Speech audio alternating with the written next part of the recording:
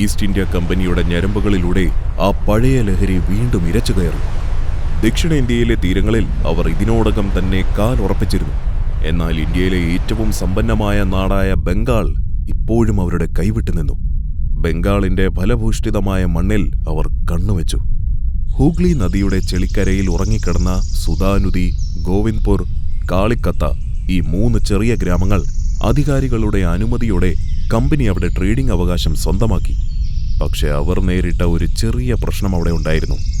ബംഗാൾ നവാബ് സിറാജ് ഉദ്ദൗള. കച്ചവടം ചെയ്താലും ബംഗാളിൽ കോട്ട പണിയുവാൻ ബംഗാളിന്റെ നവാബ് അനുവദിച്ചിരുന്നില്ല. ബ്രിട്ടീഷുകാരോട് എന്തോ ഒരു പക അയാളിൽ കിടപ്പുണ്ടായിരുന്നു. നിങ്ങൾ എത്ര കച്ചവടം വേണമെങ്കിലും ചെയ്തോളൂ, എന്നാൽ മറ്റുള്ള ഇടങ്ങളിൽ നിങ്ങൾ ചെയ്തത് ഇവിടെ ആവർത്തിക്കണ്ട. കോട്ട നിങ്ങൾ സ്വപ്നം കാണണ്ട. കോട്ടയുടെ മോഹം എന്ന് നിങ്ങളിൽ ഉദിക്കുന്നുവോ അന്ന് നിങ്ങളുടെ അവസാനമായിരിക്കും. അതുകൊണ്ട് തന്നെ കമ്പനി ആ കാര്യം വിട്ടു. മാത്രവുമല്ല, കമ്പനിക്ക് അറിയാമായിരുന്നു, കോട്ടകൾ പണിയുന്നത് കൊണ്ട് മാത്രം കാര്യമില്ല. ഇന്ത്യയുടെ ഹൃദയത്തിലിരുന്ന് ഭരിക്കുന്ന മറ്റൊരു ശക്തിയുണ്ട്. അതാദ്യം വീഴ്ത്തണം. മുഗൾ സാമ്രാജ്യം. അക്കാലത്ത് ലോകത്തിലെ ഏറ്റവും സമ്പന്നമായ സാമ്രാജ്യങ്ങളിൽ ഒന്ന്. ലോകസമ്പത്തിന്റെ ഏതാണ്ട് 4/1 ഉരുവം കൊണ്ടിരുന്നത് ഈ മണ്ണിൽ നിന്നായിരുന്നുവെന്ന് കച്ചവടക്കാർ പറഞ്ഞു നടന്നു. പട്ടും സുഗന്ധദ്രവ്യങ്ങളും വജ്രങ്ങളും മസ്ലിനും ഒഴുകിയ ഒരു മഹാസാമ്രാജ്യം. എന്നാൽ ആ സ്വർണ്ണ സാമ്രാജ്യത്തിന്റെ ഉള്ളിൽ ചുവന്ന കോട്ടയുടെ കനത്ത ഭിത്തികൾക്ക് പിന്നിൽ ഒരു നിശബ്ദത ഇഴഞ്ഞു നീങ്ങുകയായിരുന്നു. മുഗൾ ചക്രവർത്തി ഫറൂഖ് സിയറിന് ഗുരുതരമായ ഒരു രോഗം ബാധിച്ചിരിക്കുന്നു. ഇടനാഴികളിൽ ധൂപക്കുറ്റി പുകഞ്ഞു. കൊട്ടാരത്തിലെ ഏറ്റവും പ്രഗത്ഭരായ ഹക്കീമുമാർ, വൈദ്യന്മാർ, ജ്യോതിഷന്മാർ എല്ലാവരും ചക്രവർത്തിയുടെ കിടക്കയ്ക്ക് ചുറ്റും കൂടി. ഔഷധക്കൂട്ടുകൾ, കഷായങ്ങൾ, പ്രാർത്ഥനകൾ, തായത്തുകൾ ഒന്നൊന്നായി പരീക്ഷിച്ചു. ഒന്നും ഫലിച്ചില്ല. രോഗം ദിവസേന ചക്രവർത്തിയെ കാർന്നു തിന്നുന്നത് അവർ കണ്ടുനിന്നു. വാർത്ത ഒരു കാട്ടുതീ പോലെ പടർന്നു. ചക്രവർത്തി മരിക്കാൻ കിടക്കുന്നു. ആ വാക്കുകൾ കുതിരപ്പുറത്ത് ഓരോ നാട്ടുരാജ്യത്തേക്കും പറന്നു. വർഷങ്ങളായി മുഗൾ കുതിരക്കുളമ്പുകൾക്ക് കീഴിൽ കിതച്ച രാജാക്കന്മാർ രഹസ്യമായി പുഞ്ചിരിച്ചു. സാമ്രാജ്യം തകരുന്നത് അവർ സ്വപ്നം കാണുവാൻ തുടങ്ങി. കത്തികൾ മൂർച്ച കൂട്ടാൻ തുടങ്ങി. ആ വാർത്ത ഒടുവിൽ ഇംഗ്ലീഷ് ഈസ്റ്റ് ഇന്ത്യ കമ്പനിയുടെ ചെവിയിലുമെത്തി. ആദ്യം അവർ അത് ഗവനിച്ചതേയില്ല. പക്ഷെ പിന്നെ കച്ചവടക്കാരുടെ ആ മൂർച്ചയുള്ള ഉൾക്കണ്ണുകൊണ്ട് അവർ എന്തോ ഒന്നും മണത്തു. മറ്റുള്ളവർ ഒരു ദുരന്തം കണ്ടിടത്ത് കമ്പനി ഒരു അവസരം കണ്ടു. കമ്പനിയുടെ സർജൻ വില്യം ഹാമിൽട്ടൺ ഡൽഹിയിലേക്ക് അയക്കപ്പെട്ടു. കൊട്ടാരത്തിൽ ആദ്യം അയാളെ കണ്ടപ്പോൾ ദർബാറിലെ വൈദ്യന്മാർ പുച്ഛത്തിന്റെ മുഖം ധരിച്ചു. ഈ വിദേശി, ഈ ഇംഗ്ലണ്ടുകാരൻ എന്തറിയാം ചക്രവർത്തിയുടെ ശരീരത്തെപ്പറ്റി? എങ്കിലും ഇനി നഷ്ടപ്പെടാനൊന്നുമില്ലായിരുന്നു. ഇതും കൂടി പരീക്ഷിക്കാം, അവർ കരുതി. മുങ്ങി താഴുന്നവന്റെ അവസാനത്തെ വൈക്കോൽ തുരുമ്പ്. ഹാമിൽട്ടൺ ചക്രവർത്തിയുടെ അരികിലെത്തി. ഒരു വാക്കുപോലും പറയാതെ ആ രോഗശരീരം പരിശോധിച്ചു. അയാളുടെ കണ്ണുകളിൽ ഭയമില്ലായിരുന്നു, ഒരു തണുത്ത ആത്മവിശ്വാസം മാത്രം. പിന്നെ ചികിത്സ ആരംഭിച്ചു. ദിവസങ്ങൾ കടന്നുപോയി. ദർബാർ ശ്വാസമടക്കി പിടിച്ചു. ഓരോ പ്രഭാതവും ഒരു ചോദ്യവുമായി ഉദിച്ചു: ചക്രവർത്തി ജീവിച്ചിരിക്കുമോ? പിന്നെ ഒരു ദിവസം കൊട്ടാരം മുഴുവൻ ഞെട്ടി. ഫറൂഖ് സിയർ എഴുന്നേറ്റിരുന്നു. സംസാരിക്കുന്നു, ചിരിക്കുന്നു. കണ്ണുകളിൽ വീണ്ടും ജീവൻ. മരണത്തിന്റെ വക്കിൽ നിന്നും ചക്രവർത്തി തിരിച്ചു വന്നിരിക്കുന്നു. ജോലി കഴിഞ്ഞ ഹാമിൽട്ടൺ വണങ്ങി തിരിഞ്ഞു നടക്കാൻ തുടങ്ങി. അപ്പോഴാണ് ചക്രവർത്തിയുടെ ശബ്ദം ആ ദർബാറിൽ മുഴങ്ങിയത്: നിങ്ങൾ തിരികെ കൊണ്ടുവന്നത് എന്റെ ജീവനാണ്.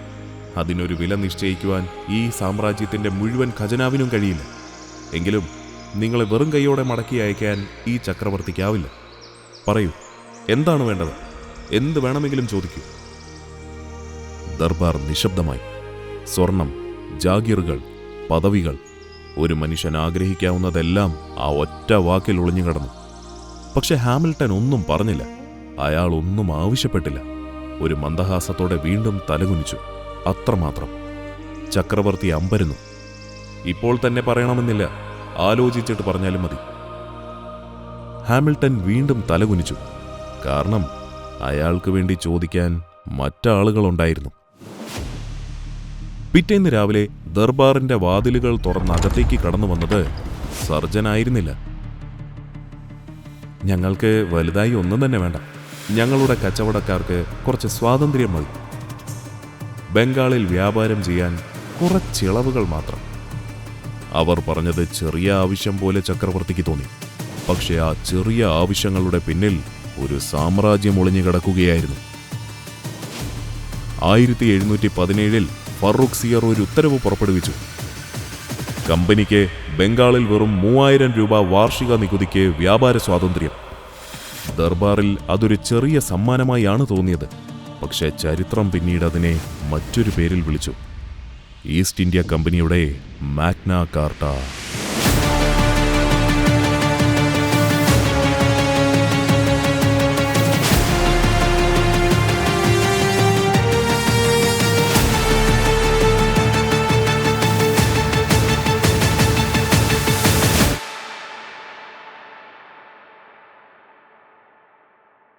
മുഗൾ സാമ്രാജ്യത്തിന്റെ ഹൃദയത്തിൽ നിന്ന് കിട്ടിയ ആ ഫർമാൻ ഇംഗ്ലീഷ് ഈസ്റ്റ് ഇന്ത്യ കമ്പനിയുടെ രക്തത്തിൽ അഹങ്കാരം നിറച്ചു. ഒരിക്കൽ വിനയത്തോടെ കൈകൂപ്പി നിന്നവർ ഇപ്പോൾ തല ഉയർത്തി നടക്കാൻ തുടങ്ങി. ബംഗാളിലെ നവാബ് ഏർപ്പെടുത്തിയ നിയന്ത്രണങ്ങൾ അവർക്കിനി ഒരു കുട്ടിക്കളി പോലെ തോന്നി. അനുമതിയില്ലാതെ തന്നെ അവർ ബംഗാളിൽ കോട്ടകൾ ശക്തിപ്പെടുത്തി. പുതിയ മതിലുകൾ ഉയർന്നു, പീരങ്കികൾ നിരന്നു, കൊടികൾ പാറി. നവാബായ സിറാജ് ഉദ് ദൗളയുടെ നെഞ്ചിൽ അതൊരു മുറിവായി പതിഞ്ഞു. എന്റെ മണ്ണിൽ എന്റെ അനുമതിയില്ലാതെ ഈ വിദേശ കച്ചവടക്കാർ കോട്ട പണിയുകയോ? അയാളുടെ ചോര തിളച്ചു. സിറാജ് ഒരു ചെറുപ്പക്കാരനായിരുന്നു. ഉറച്ച തീരുമാനങ്ങൾ, ചൂടുള്ള രക്തം, ക്ഷമയില്ലാത്ത ഹൃദയം. കാത്തിരിക്കുക എന്നത് അയാളുടെ സ്വഭാവത്തിലുണ്ടായിരുന്നില്ല.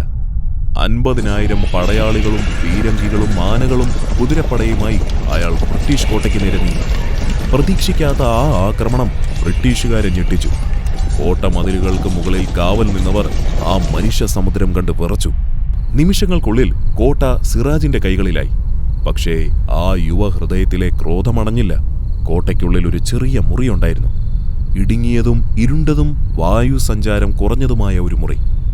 അതെന്തിനാണ് പണിതതെന്ന് സിറാജിന് മനസ്സിലായില്ല. അയാൾ ആ വാതിലിനു മുന്നിൽ നിന്ന് നെറ്റി ചൊളിച്ച് അതിലേക്ക് നോക്കി നിന്നു. എന്തുപറ്റി നവാബ്? ആ മുറിക്ക് എന്താണ് ഇത്ര പ്രത്യേകത? കൂടെയുണ്ടായിരുന്ന സേനാനായകൻ ചോദിച്ചു. അതാണ് എനിക്കും മനസ്സിലാകാത്തത്, സിറാജ് പതുക്കെ പറഞ്ഞു. പിന്നെ അയാളുടെ കണ്ണുകളിൽ ഒരു തണുത്ത തിളക്കം തെളിഞ്ഞു. ഒരു കാര്യം ചെയ്യ്, അവരെ തന്നെ ഇങ്ങോട്ട് വിളിക്കേ. ഒരു തമാശയായിരുന്നോ, പ്രതികാരത്തിനായിരുന്നോ, അതോ വെറും അശ്രദ്ധയ്ക്കായിരുന്നോ? ആർക്കും അറിയില്ല. ആ ഇടുങ്ങിയ മുറിയിലേക്ക് 146 ഇംഗ്ലീഷുകാരെ തള്ളിക്കയറ്റി. പിന്നെ വാതിൽ പുറത്തുനിന്ന് ഭദ്രമായി പൂട്ടി. ബംഗാളിലെ ആ വേനൽ രാത്രി കത്തി ജ്വലിക്കുകയായിരുന്നു. ആ മുറിക്കുള്ളിൽ ശ്വാസത്തിനായി മനുഷ്യർ പരസ്പരം മത്സരിച്ചു. വാതിലിൽ മാന്തി, നിലവിളിച്ചു, വെള്ളത്തിനായി കേണു. പുറത്ത് കാവൽ നിന്നവർ ആ ശബ്ദം കേട്ടു. ചിലർ ചിരിച്ചു, ചിലർ മുഖം തിരിച്ചു. പുലർച്ചെ വാതിൽ തുറന്നപ്പോൾ 123 പേർ ശ്വാസം കിട്ടാതെ മരിച്ചു കടന്നു. ചരിത്രം ആ രാത്രിയെ ഒരു പേരിലോർത്തു: ബ്ലാക്ക് ഹോൾ ഓഫ് കൽക്കട്ട. ആ വാർത്ത കടലുകൾ കടന്ന് ഇംഗ്ലണ്ടിലെത്തി. ഈസ്റ്റ് ഇന്ത്യ കമ്പനിയുടെ നട്ടെല്ലിലൂടെ ഒരു തണുത്ത വിറയൽ ഇഴഞ്ഞിറങ്ങി. അവർ യുദ്ധങ്ങളും പരാജയങ്ങളും വഞ്ചനകളും കണ്ടിട്ടുണ്ട്. പക്ഷെ ഇത്തരമൊരു അപമാനം ഇന്ത്യൻ മണ്ണിൽ നിന്ന് അവർക്ക് ഇതാദ്യമായിരുന്നു. ഭയം പതുക്കെ ക്രോധമായി മാറി. ക്രോധം പ്രതികാരദാഹമായി. തിരിച്ചടിക്കണം, എന്ത് വില കൊടുത്തും തിരിച്ചടിക്കണം. ആ ദൗത്യം ഏൽപ്പിക്കാൻ അവർ ഒരാളെ തെരഞ്ഞെടുത്തു: റോബർട്ട് ക്ലൈവ്. മദ്രാസിലെ ഒരു കമാൻഡർ, ഒരു ചൂതാട്ടക്കാരന്റെ മനസ്സും ഒരു പടയാളിയുടെ ധൈര്യവും ഒരു കുറുക്കന്റെ കൗശലവും ഉണ്ടായിരുന്ന മനുഷ്യൻ. യുദ്ധക്കളത്തിൽ ജയിക്കാൻ വാളിനേക്കാൾ വാക്കാണ് മൂർച്ചയുള്ളതെന്ന് അയാൾക്കറിയാമായിരുന്നു. ക്ലൈവ് ആദ്യം പോയത് യുദ്ധക്കളത്തിലേക്കായിരുന്നില്ല. അയാൾ പോയത് നവാബിന്റെ ഏറ്റവും ശക്തനായ സേനാനായകന്റെ അടുത്തേക്കായിരുന്നു: മീർ ജാഫർ. 123 പേരെയാണ് അയാൾ കൊന്നത്. അവർ എന്ത് തെറ്റ് ചെയ്തു? ഒരു നിമിഷം നിശബ്ദത. പിന്നെ ക്ലൈവ് വീണ്ടും സംസാരിച്ചു: ഈ യുദ്ധം ഞങ്ങൾ ജയിക്കും, അതിലൊരു സംശയവുമില്ല. പക്ഷെ ഒരു ചോദ്യം മാത്രം ബാക്കിയുണ്ട്. മീർ ജാഫർ നിശബ്ദനായി കേട്ടിരുന്നു. അതിനുശേഷം ബംഗാളിന്റെ അടുത്ത നവാബ് ആരായിരിക്കും? മീർ ജാഫറിന്റെ കണ്ണുകൾ പതുക്കെ ഉയർന്നു. അത് നീ തന്നെയായിരിക്കണം. ആ മൗനത്തിൽ ഒരു സിംഹാസനത്തിന്റെ പ്രലോഭനവും ഒരു വഞ്ചനയുടെ വിത്തും ഒരുമിച്ച് മുളപൊട്ടി. ഒരൊറ്റ കാര്യം മാത്രം നീ ചെയ്താൽ മതി, ക്ലൈവ് പറഞ്ഞു. യുദ്ധ ദിവസം നിന്റെ സൈന്യം അനങ്ങരുത്.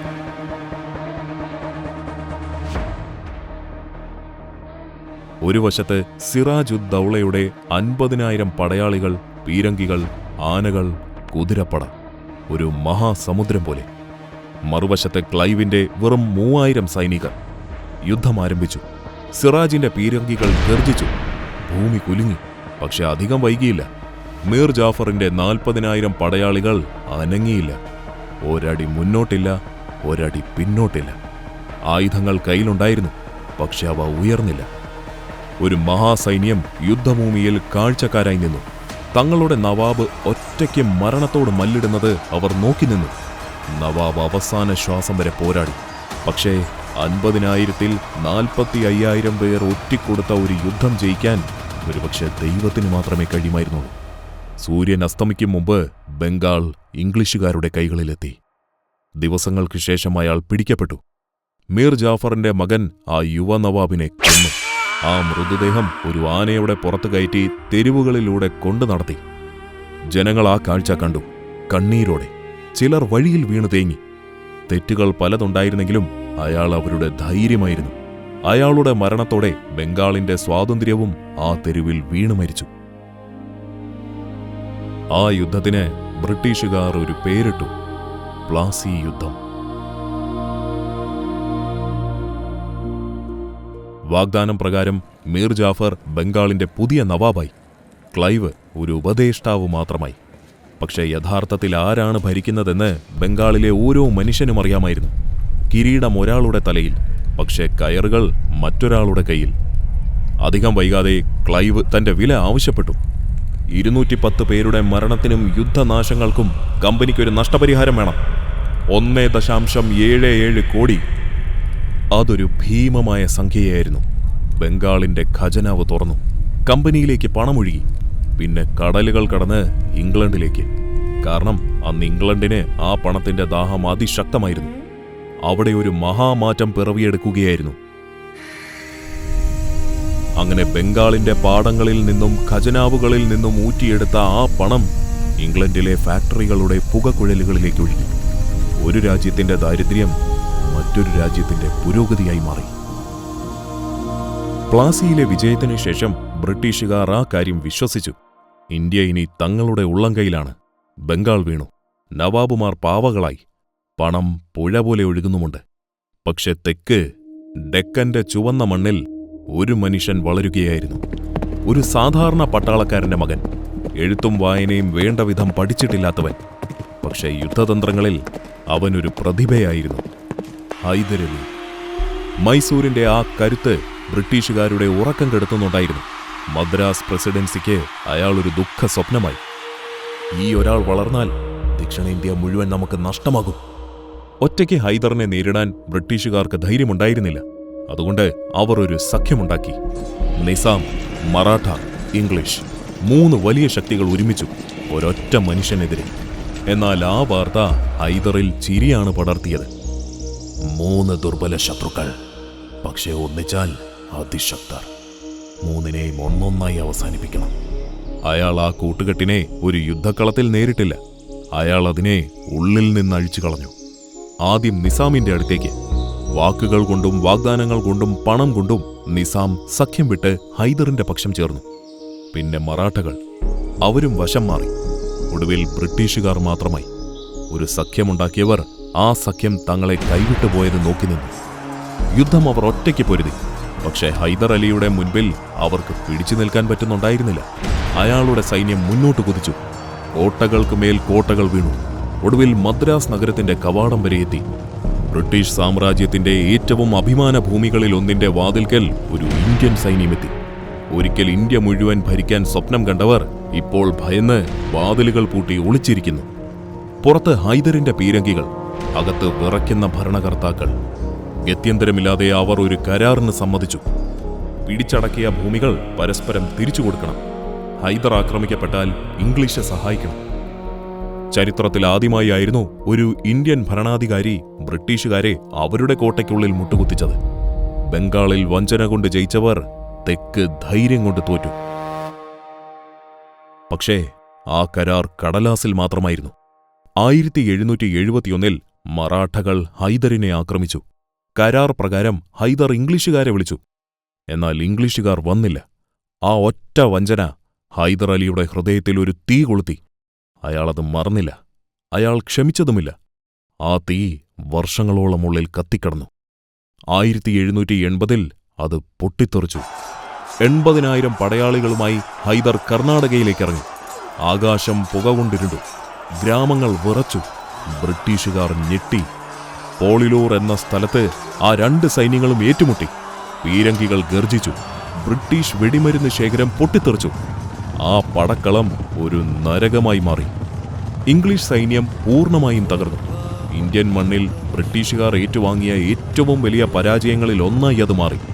അജയ്യരാണെന്ന് അവർ കരുതിയ ആ സൈന്യം മൈസൂരിന്റെ മണ്ണിൽ പൊടിയായി.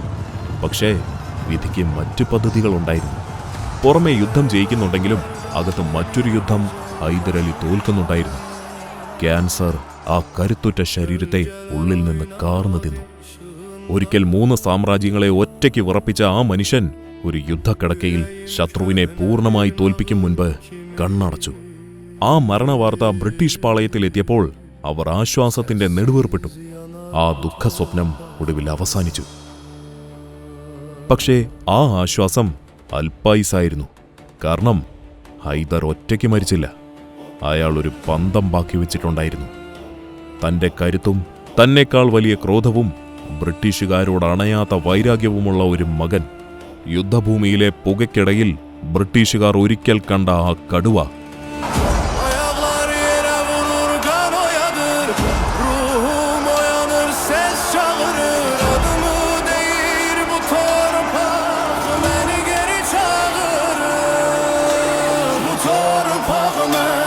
Canım